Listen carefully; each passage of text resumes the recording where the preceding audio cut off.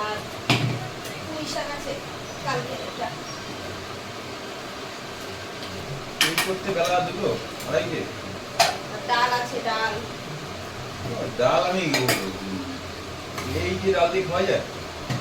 হ্যাঁ, এই যে ডাল দিয়ে খাওয়া যায়? খাওয়া যায়। এই যে ডাল, এই যে এই করতে বেলা আড়াইটে। তোমার বলে যে 3 মিনিট করো।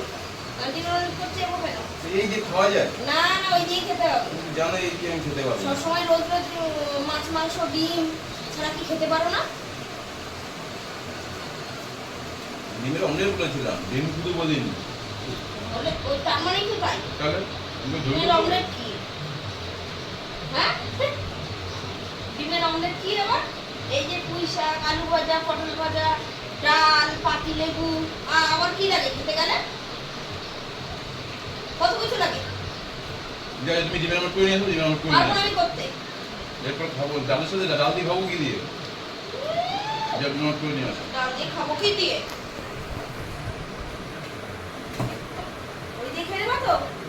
ওই দিয়ে খেয়ে নাও। একটা অমলেট করে নিয়ে আসো। আমি পারবোই না অমলেট করতে। রেখে দেবো কিন্তু। যাও। রেখে দেবে। যার খিদে পাবে সে ঠিক খাবে। তোমার এই করতে বেলা দুটো বেজে গেল। হ্যাঁ, সারাদিন শুধু বসে থাকো।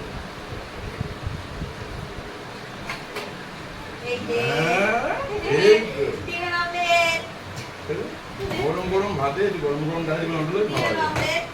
তাহলে হয়ে গেল। তাহলে বলছে কেন বলতে করিনি? হয়েছে। করিনি কি আবার? শুধু মুখ শোনার জন্য বলবে করিনি করিনি। হ্যাঁ, যাক, ভালো হয়েছে ভালো হয়েছে। ভালো হয়েছে। ঠিক আছে। যেতাম না আমি, একটু না করা যাবে না। খেতাম না। মানে খেতাম, আমি একটু তোমায় বলি ছাড়তাম। গরম গরম ভাতে ডাল দিলাম।